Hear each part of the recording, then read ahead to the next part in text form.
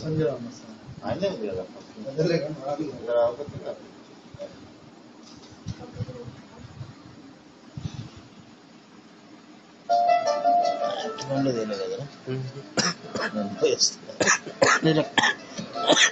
బండి సార్ అక్కడనే ఉంది అది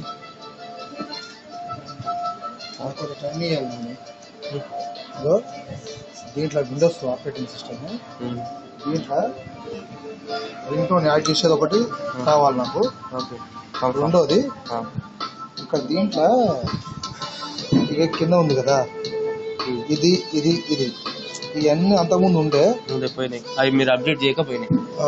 అయితే ఇట్లా కొడితే ఏమంటుంది నువ్వు SD card please reinstate SD card ఉంటుంది. ఓకే, ఎస్డి కార్డ్ లో ఉన్నాయి అవి తీసేసి ఇన్స్టాల్ చేయాలి. వాటి డేటా ఉంటే పోతుంది. మరి ఏది తీసేసి ఇన్స్టాల్ చేయాలి? ఇప్పుడు ఫర్ ఎగ్జాంపుల్ పాత ఈ గ్రంథంలో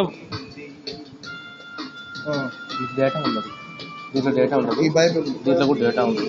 దీంట్లో డేటా ఉండే అవకాశం యాప్ లోపల ఇది తీస్తే కొంచెం క్రిటికల్ అనమాట. ఈ రెండు తీసి మళ్ళీ ఇన్స్టాల్ చేస్తాం.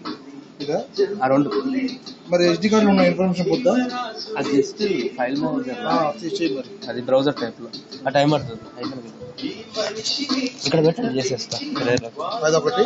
ఇంకోటి ఎందుకో రింగ్ టోన్స్ యాడ్ చేయడం రావట్లేదు, అది కొంచెం కష్టం. చేస్తే చెప్తాను.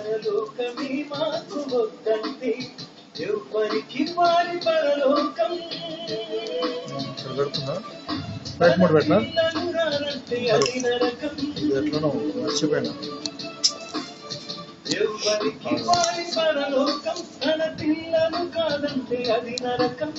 హృదయంలో నొచ్చుకున్నాడు అప్పుడే తెలిసిపోయి హృదయం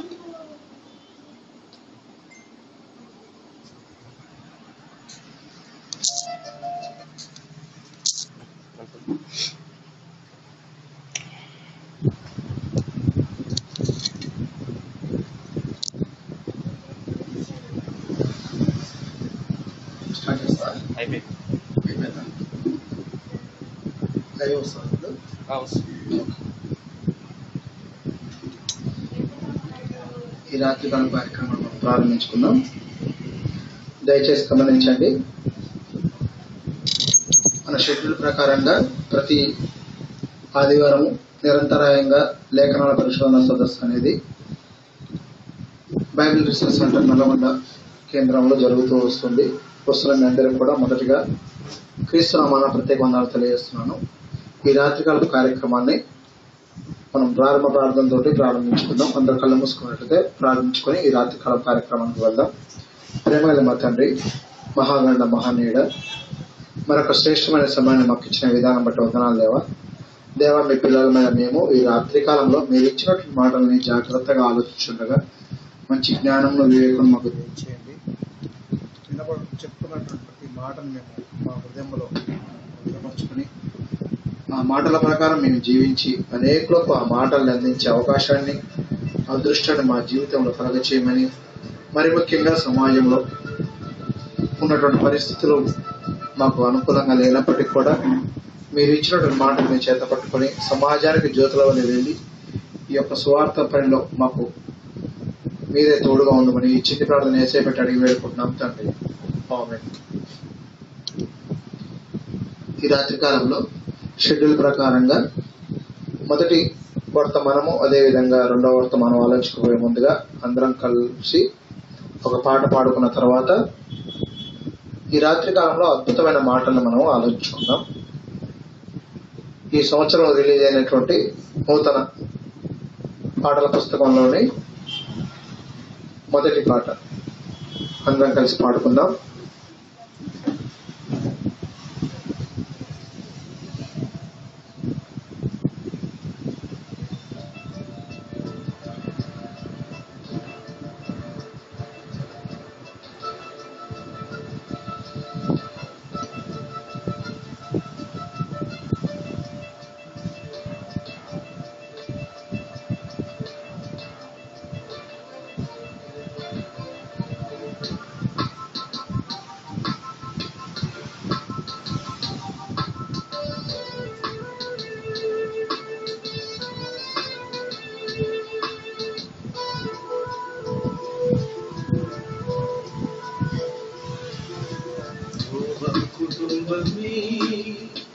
వాడలోకి చేరింది ఆ దేవుని కుటుంబమే, నీటిలోనే మునిగిపోయింది.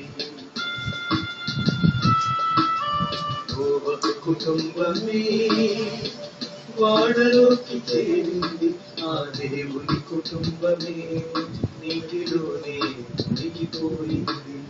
జంతువులే పక్షులే జీవరాశులే చేరిపోయాయి.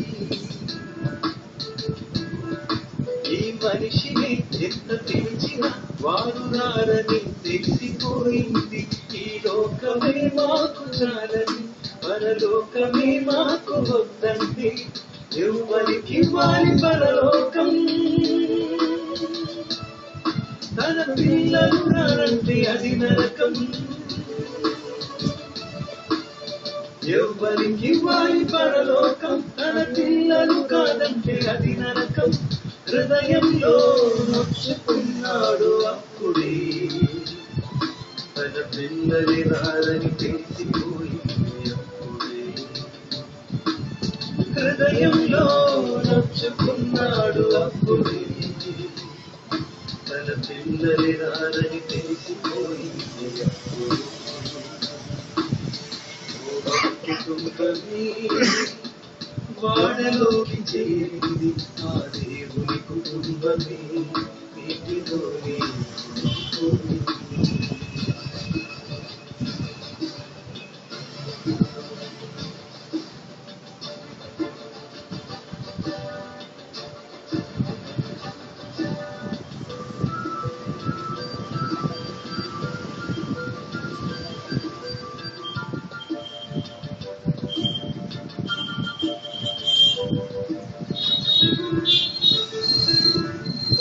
కాకిని పంపించాడు, అది తిరుగుతుంది.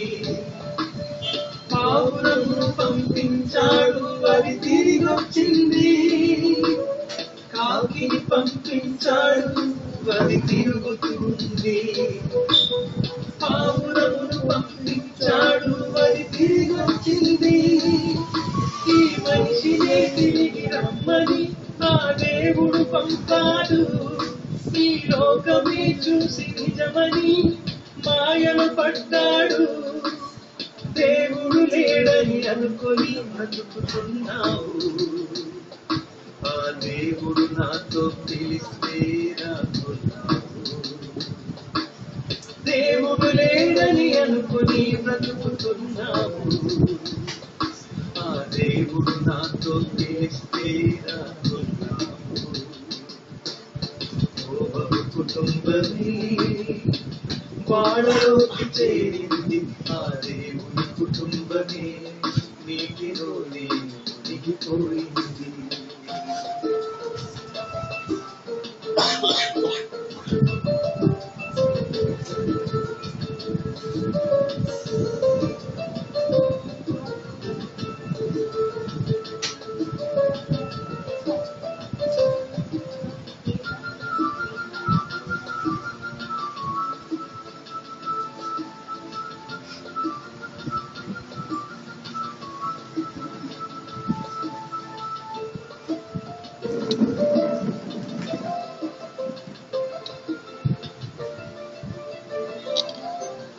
నా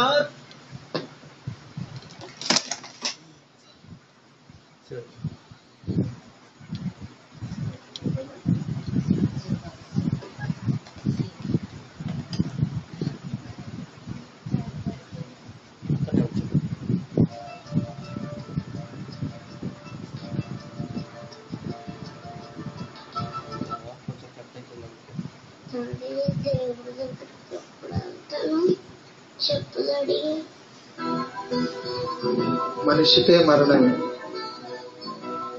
కొత్త పాటల పుస్తకంలోని పాట సంఖ్య 101.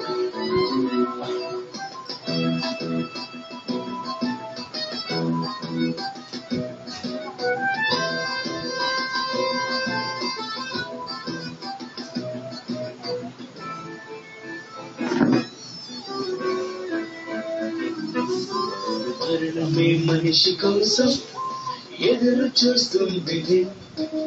దేవుడే రాశాడు ఆ ఆహ్వానమే నీకు లేదు.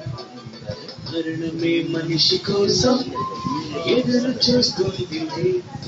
ఆ దేవుడే రాశాడు ఆహ్వానమే నీకు లేదు.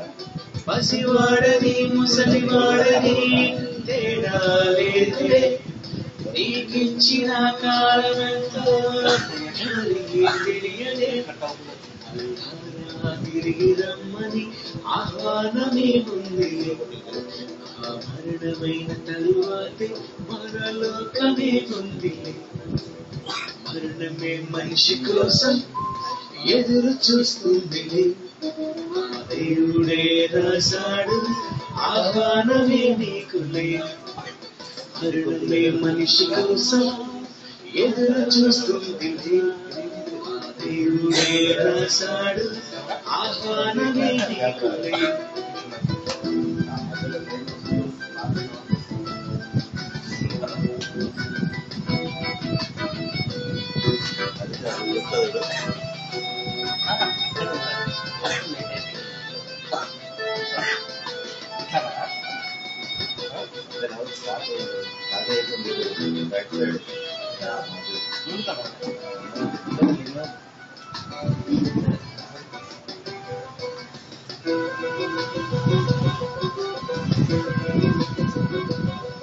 నీ శవము అగ్నితో కాల్చిన బాధ ఉండదని తెలుసుకో. నీ ఆత్మకేముంది బాధని తెలుసుకోవాలి. పుట్టాక చూసావు ఈ లోకమే, మరణించాక చూస్తావు ఆ లోకమే. వెళ్ళాలి ఒక రోజు ఆ లోకమే, ఇవ్వాలి నీ బ్రతుకు తన కోసమే. బ్రతకాలి క్రీస్తుని, చావైతే లాభమే. మరణమే మనిషి కోసం ఎదురు చూస్తుంది. ఆ దేవుడే రాశాడు ఆహ్వానమే నీకు లేదు.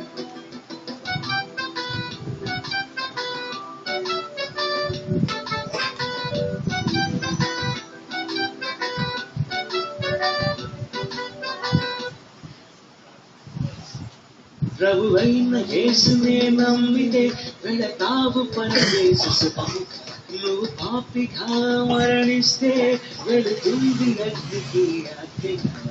పుట్టాక చూసావు ఈ లోకమే, మరణించాక చూస్తావు ఆ లోకమే. వెళ్ళాలి ఒక రోజు ఆ లోకమే, ఇవ్వాలి నీ బ్రతుకు తన కోసమే. బ్రతకాలి క్రీస్తుని, చావైతే లాభమే. మరణమే మనిషి కోసం ఎదురు చూస్తుంది. ఆ దేవుడే రాశాడు ఆహ్వానమే నీకు లేదు.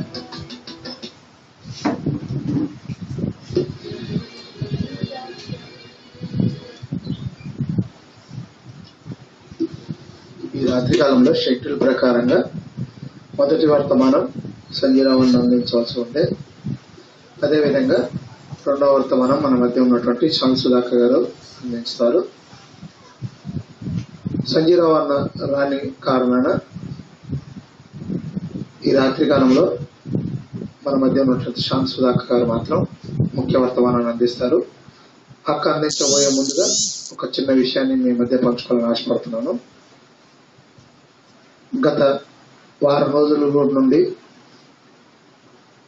న్యూస్ మీడియా ద్వారా, అదేవిధంగా పత్రికల ద్వారా క్రీస్తు మీద బురద చల్లాలని ఎన్నో కథనాలు వెలువడుతూ వచ్చాయి. బహుశా మీ అందరూ చదివే ఉంటారు.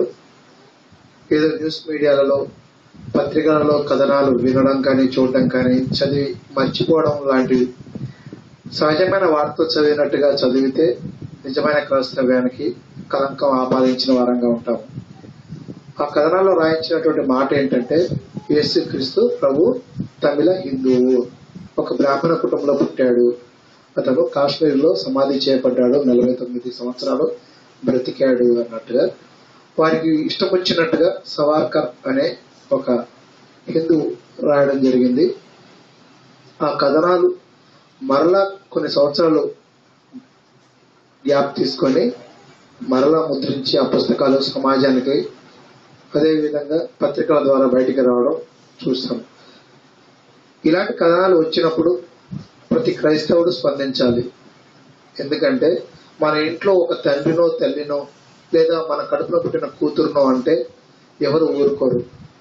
అలాంటిది మనకి రక్షణను తీసుకొచ్చి మనందరినీ పాపాల నుండి రక్షించి క్షమించి దేవుడున్నట్టు లోకానికి తీసుకువెళ్ళడానికి మంచి మార్గాన్ని నిర్దేశించినటువంటి మన అన్నైనటువంటి యేసుక్రీస్తు ప్రభు వారి మీద బురద చల్లడం ఏమాత్రం క్షమించరానిది. ఇలాంటి కార్యక్రమంలో ఇప్పటికే Bible open university India international అనుబంధంగా అనేక కళాశాలలు, రీసెర్చ్ సెంటర్స్, మరి ముఖ్యంగా ఏఐసిటి ఆధ్వర్యంలో అనేక ర్యాలీలు జరిగాయి, వినతి పత్రాలు దాఖలు చేయడం జరిగింది.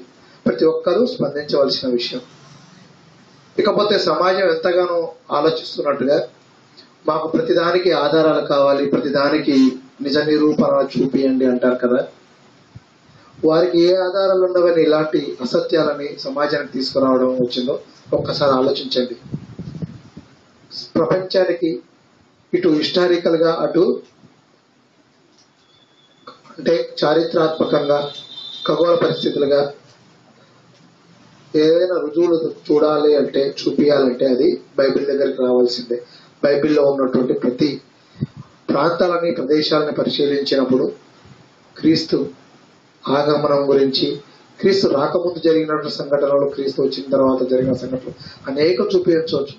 ఎటువంటి ఆధారాలు లేకుండా వారు న్యూస్ మీడియాలలో ఇలాంటి కథనాలు ప్రచురించడం చాలా విచారకరమైన పరిస్థితి. కాబట్టి మీరందరూ కూడా ఈ విషయం పట్ల స్పందించాలి. మరి ముఖ్యంగా ఈ రాత్రికాలంలో కొన్ని అద్భుతమైన మాటలు మనం విన్నాము. మన మధ్య ఉన్నటువంటి శాంత్ సుధాకర్ గారు వచ్చి మంచి మాటలు అందిస్తారు. దయచేసి మీ యొక్క సెల్ ఫోన్ సైలెంట్ లో పెట్టవలసిందిగా ప్రేమపూర్వకంగా కోరుకుంటున్నాను.